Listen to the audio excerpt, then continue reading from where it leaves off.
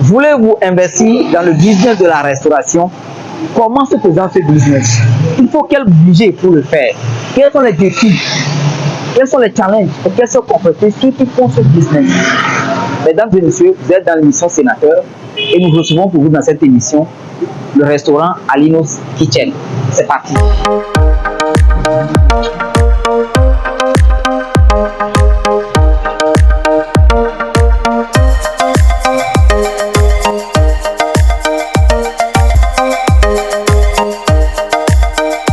Comment se présente le business de la restauration? D'accord.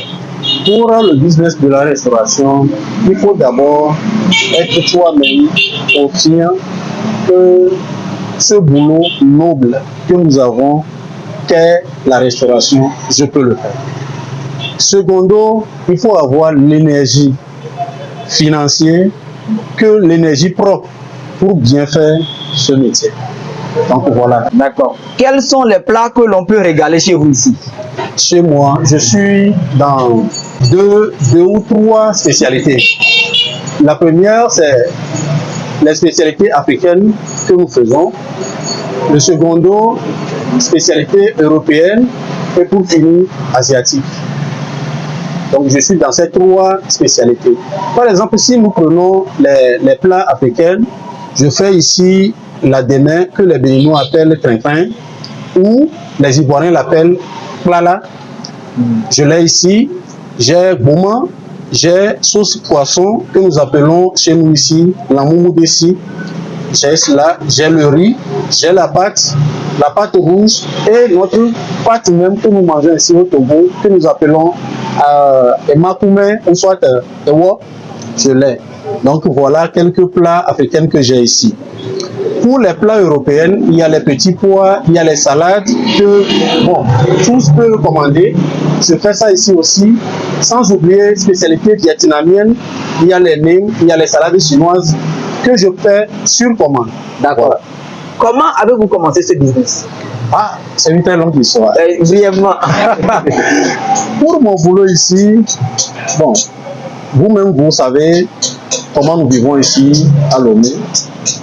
Manque de moyens, ça fait que bon, nous voulons faire des grandes choses, mais bon, on ne peut pas le faire faute des moyens. Donc, j'ai préféré le faire petit comme ça. Quand je vais trouver un peu de moyens, je vais l'agrandir, comme vous l'avez si dit au début, dans un cadre bien mettre les choses en place comme un restaurant. Donc, je l'avais commencé avec un petit fonds de 45 000 francs. Wow. J'avais acheté les tasses, quelques plats, quelques fourchettes et autres. J'avais commencé sous forme de cafétéria. D'accord. Donc c'est après ces petits temps-là que j'améliore un peu. Quand je trouve un peu, je mets dedans parce que je suis aussi dans le domaine de service traiteur, sans oublier.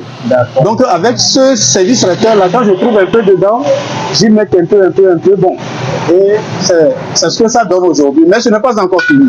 Parce que ma vision est encore loin.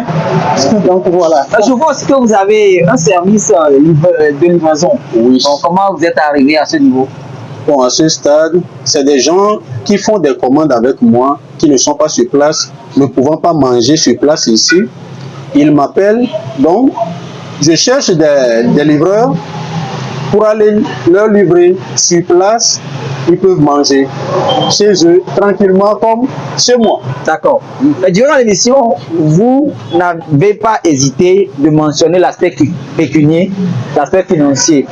Bon, j'aimerais vous demander, pour celui qui veut commencer ce business de restauration, il lui faut quel budget pour commencer?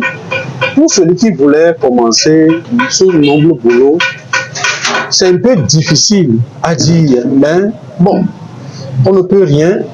S'il veut le faire comme au niveau que je suis aujourd'hui, il lui faut au moins 2 millions. Au moins 2 millions pour commencer. Mais moi, mon seule chance, c'est que moi, j'ai beaucoup de matériel avant de commencer. D'accord. C'est ça, moi, mon chance. Donc, pour lui, qui va commencer aujourd'hui, il faut un peu de moyens. Avec 2 millions, il va chercher des congélos, des fours, des plats, etc. avant de commencer. Donc voilà. D'accord. Maintenant, en tant que technicien, quelles sont les erreurs à ne pas commettre après avoir investi? D'accord. Quand tu investis dans le domaine de cuisine ou bien le domaine de restauration, première erreur à ne pas faire, c'est de ne pas gaspiller tout ce que tu contiens dans ton restaurant. Par exemple, tu es parti acheter des laitiers, tu l'as bien lavé et autres là, et il y a 2 personnes qui se sont venues acheter.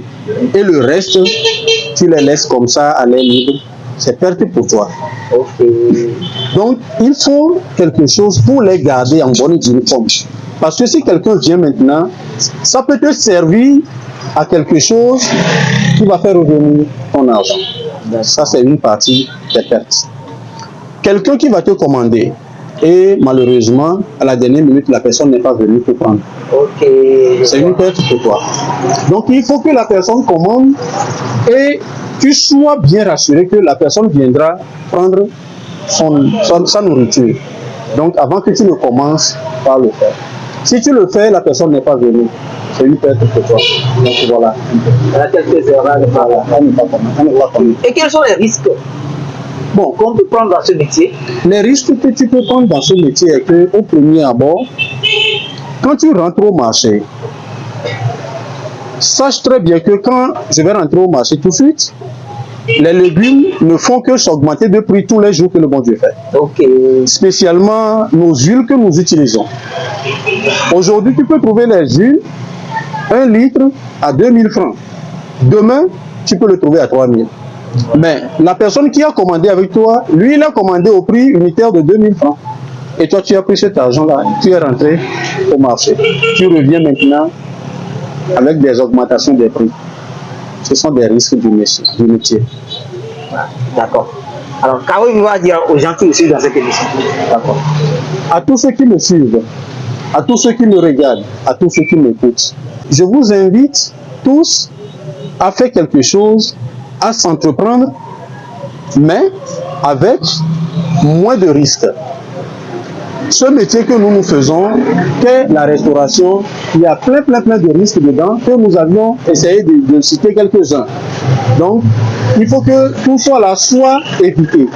Donc, voilà tout ce que j'ai à vous dire. Je vous invite à s'entreprendre dans notre pays pour le bien et le développement du pays.